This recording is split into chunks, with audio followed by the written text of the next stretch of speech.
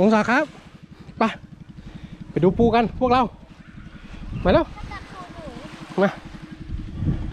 แล้วลูกกับดักปูนะครับมาเดี๋ยวปูจะเข้าไปนี่เดี๋ยวเราค่อยขึ้นมาดูว่าปูจะเข้ามาอยู่หรือเปล่าตอนนี้เราไปไล่พวกปูเฉยๆข้างล่างขึ้นมาข้างบนก่อนไปลุยเขาอยากจับปูเฉยๆน่ะโอเคครับได้ครับเดินมาเลยครับเดินสิอยู่ใกล้ๆพ่อนี่ค่ะพ่อดูลูกอยู่ใส่น้ำเลยอ่ะพ่อน้ำใส่ไหมใส่หาปูเฉยๆกันหาปูกันทำบ้านให้ปูอ๋อทำบ้านให้ปูอาศัยอยู่ในนั้นใช่ไหมครับใช่ครับ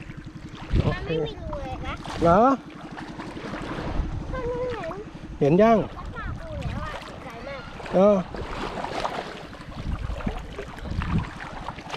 ตอนนี้พี่องศากำลังมาหาปูเสฉวนกันนะครับปูเสฉวนเขาจะอาศัยอยู่ในหอยใช่ไหมนี่เราเจอแล้วครับเจอแล้วครับโอ้ไม่ใช่ครับเขาไม่ได้อาศัยอยู่ในนี้อันนี้ใหญ่มากเลยนะแต่เจอแล้วครับเจอตัวนี้นี่นะครับนี่นะครับเดี๋ยวระวังที่มือนะครับแล้วก็จะให้เขาเดินลงเองนะครับใช่ครับดูครับเพื่อนดูนะครับเดี๋ยวเขาจะออกมานะครับเพื่อนดูนะครับเพื่อนไม่โอ้หนูทำไม่ไหวแล้วเดี๋ยวเขายังไม่ออกมาเลยเขายังตกใจเราอยู่ก็ดูตะโกนนี่ไงออกมาแล้วก้านปูแล้วเดี๋ยว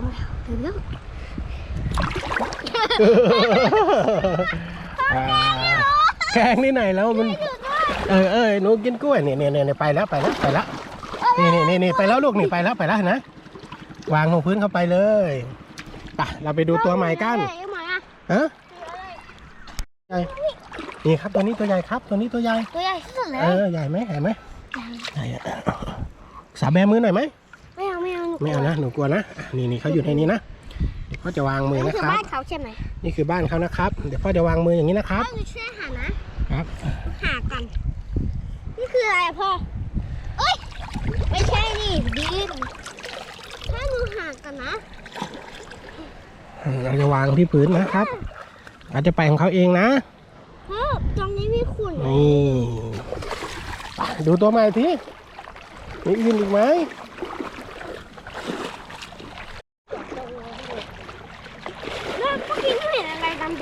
เห็นอะไรครับไม่รู้ว่าอันดำตรงนี้มีใช่ไหมนี่องศาใช่ไหมครับช่วยพ่อหน่อยใช่ปูเสฉวนอาศัยอยู่ในนี้ไหมใช่ดูเขาเคลื่อนไหวไหมเคลื่อนไหวเหรอไม่ใช่นี่ไม่ใช่ปูเสฉวนเนี่ยคืออะไรอ่ะมันเป็นหอยเราไม่มีอะไรอาศัยอยู่ในนี้ขอได้ไหมนี่ครับเหมือนแหวนเลยครับแกเอาไปนี่คือที่พักของเรานะครับเรามาเดินหาปูเสฉวนหน้าที่พักนะครับเหมือนปูมันจะวิ่งนะนี่ฮะทอดปูเสฉวนได้ไหมทอดปูเสฉวนเหรอกินได้ไหมหนูชอบเหรอแต่ว่าไม่เคยกินโอ้ยหนูอยากดูว่าทอดได้ไหมไม่มีใครกินไหนใบไม้ครับใบไม้พ่อขาเฮ้ยนี่ไงไปแล้วไปเร็วมากเลยพ่อครับพ่อหนูไปเอาอะไรครับกล่องอะไรฮะกล่องที่หนูจะเอาไงกล่องที่หนูเก็บอ่ะเจอแล้วเราเจอปูเสฉวนแล้วนะครับนั่นไงนี่เดี๋ยวก่อนนะพ่อจะตามครับรอหน่อยพี่ปูโอเคอุ๊บเจอแล้วครับพี่พี่องศามาดูครับปูเสฉวนนี่เขาจะอาศัยอยู่ในนี้นะครับเราก็จะวางที่มือนะครับวางนี่มาจับไปวางที่มือตัวเองเดี๋ยวเขาจะเดินลงไปในน้ำเองพี่องศาแป๊บนึงนะครับความลงเห็นก้ามปูแล้วนี่โอเคนี่ไงไปยังแป๊บนึงนะเดี๋ยวเสียงดังนะออกมาได้แล้วพี่ปูเราปล่อยเราแล้วเราขอจับเล่นเฉยๆไปได้เลยพี่ปูแต่ออกจากมือพี่องศาไปแล้วเอาไปแล้วเจอแล้วครับปูนี่ตัวเล็กนะครับ เดี๋ยวนะ ค่ะแล้วปล่อยนี่ไงเจอแล้ว ง่าย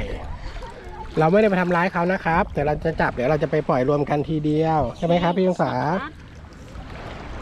ก็ไปปล่อยไกล ไปปล่อยที่ไหนครับ ๆจากตรงนู้น โอเคเขาอาศัยอยู่น้ำตื้นนะไม่อาศัยน้ำลึกนะครับ นี่ไงปล่อยเลย อย่าพึ่งดิหาเพื่อนให้เขาก่อนเขาตามหาเพื่อนกันอยู่ใช่ไหม ใช่ เราก็เลยจะพาเพื่อนไปหาเพื่อนใช่ไหมครับ ใช่ครับ โอ้อ่ะ เพื่อนในเขาแล้วก็ไปป หา ล่อย เพื่อนให้เขาก่อน ไม่ใช่อ่ะ คือครับไปปล่อยนะครับ พาใครไปปล่อยนะครับ ถ้าเจอไหม ไม่เจอครับเจอแล้วครับ จะปล่อยไหมก่อน อ่า ถ้าเจออีกทีก็ถือในหนูหาอันตรงนี้เราหาเจอตอนแรกอะอันเก่าอะ ไปหากัน ไป ไป นำไปเลย โอเคดูแล้วมันอยู่ไหนเพราะหนูคือ ต่อไปเราจะไปทำอะไรครับพี่องศาครับ ปูครับ ปูอะไรครับ ปู เฉสวนใช่ไหม สวนค พี่ รับ นี่อู้ปลามีปลาด้วยอะ ไหนอะ นี่ไงพี่องศานู่นไปนู่นแล้วอ่ะ ตัวหนึ่งเดี๋ยวพึ่งครับเดี๋ยวพึ่งเราไปปล่อยตรงนู้นดีกว่าตรงหาดทรายเดี๋ยวเขาจะลงในน้ำมาเพื่อนๆเขาจะได้เห็นด้วยใช่ไหมครับโอ้โหไหนขอดูหน่อยปูเยอะขนาดไหนวันนี้พี่องศาหาปูเฉสวนได้เยอะขนาดไหนครับโอ้โหดิ้งอะไรแล้วเดี๋ยวพวกไปปล่อยนะครับ ดูครับขนาดพี่องศากำลังว่ายน้ำเข้าฝั่งนะครับ ผมโอ้โหมือแตะพื้นนะครับเท้าดีดมาเรื่อยๆครับตอนนี้ถึงฝั่งแล้วครับเป็นผู้นำคนแรกเลยครับผมโอ้ถึงฝั่งแล้วครับมาครับมาผู้ชนะมาปล่อยปูเลยปล่อยอะไรอ่ะปล่อยทะเลอย่างนี้ นี่ค่ะหอยหน้าหอยไม่รู้มีเกล็ดหน้าแบบเนี้ย อ๋อแดดร้อนนะฮะแต่ใจรักเพราะบ้านเราไม่มีทะเลใช่ไหมลูกขอเล่นเยอะหน่อยใช่ไหมครับมีดิบดามาดูนี่ลูกดิบดามีนามาดูนี่แล้วพี่องศาเขาไปหาอะไรมาพี่องศาเขาจะทำพิธีการปล่อยปูพูดอะไรหน่อยไหมไม่พูดนะไม่พูดวางเลยวางเลยโอ้โหนี่เราไปหาปูเฉยสวนนะโอ้ยองศาช่วยเขาหน่อยช่วยเขาหน่อยเอ้ยออกมาแล้วไปเลยครับไปเลยโอ้โหตัวนี้เชิญลงทะเลเลยครับตัวนี้ไม่ไปนะไปไปลูกไป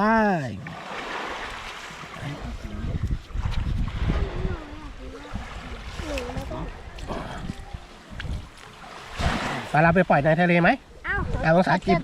บตัวนั้นอะไรลูก เพราะตัวอีตัวเล็ก เดี๋ยวตัวเล็กเข้ามาเอาปล่อยตรงนี้ไปเลยเจ้าปู ตัวนี้ไม่ไป เดี๋ยวก็ไปเดี๋ยวน้ำก็ซัดไปเขียนว่าอะไรลูก หนูรักพ่อ เก่งมาก กดพ่อรับนะแต่พ่อหนูจะไปลูกนะ ปล่อยเลยค่ะลูก พ่อไม่จับปูเฉยๆกัน ค่ะปล่อยเลยค่ะไหนวันนี้พี่ศึกษาตักให้ชมเลยครับครับโอ้โหน้ำคะเนที่ขนอมใส่ไหมครับ ใ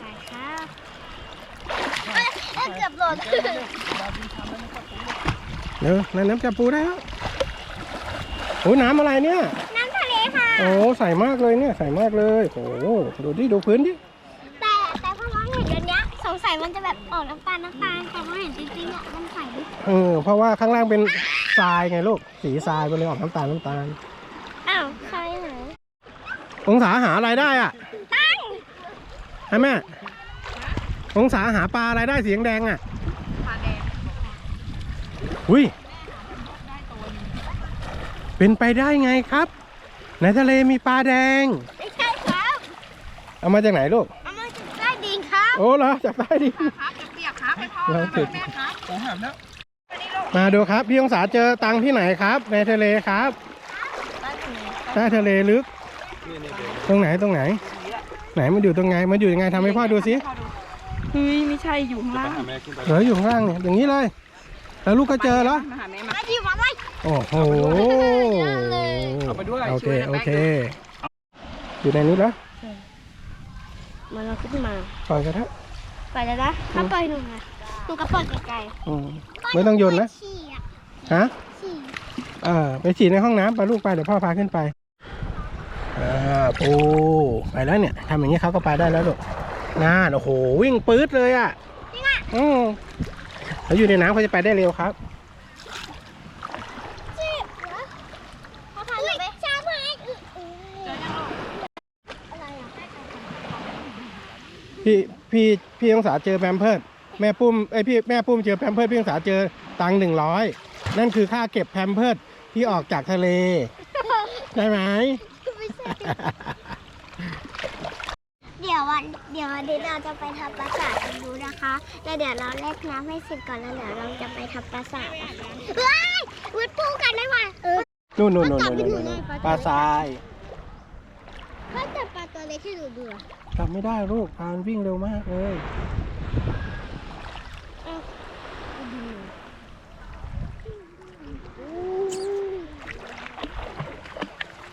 พ่อเจอดิน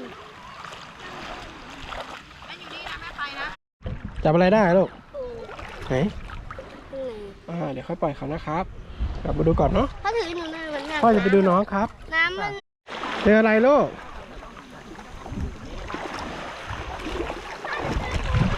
จับหรือเปล่าเหรอ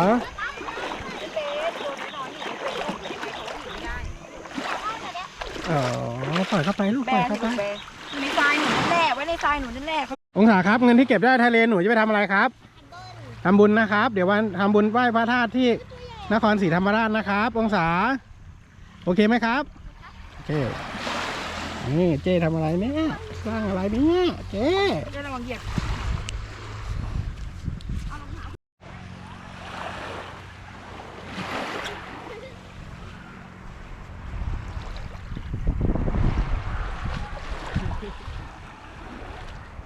ทำอะไรกันทำอะไรกันพี่องศาเอาปลาเลย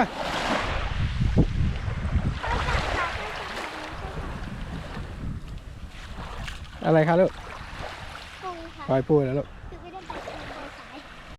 รับเจอปูใ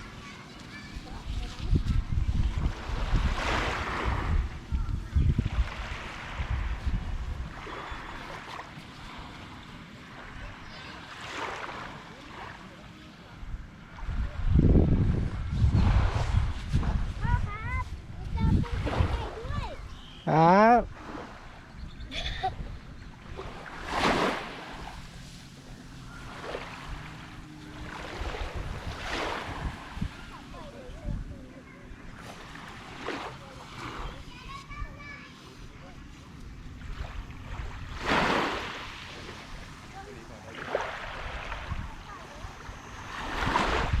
อ่านว่าอะไรลูก หนูรักย่าหนูรักตา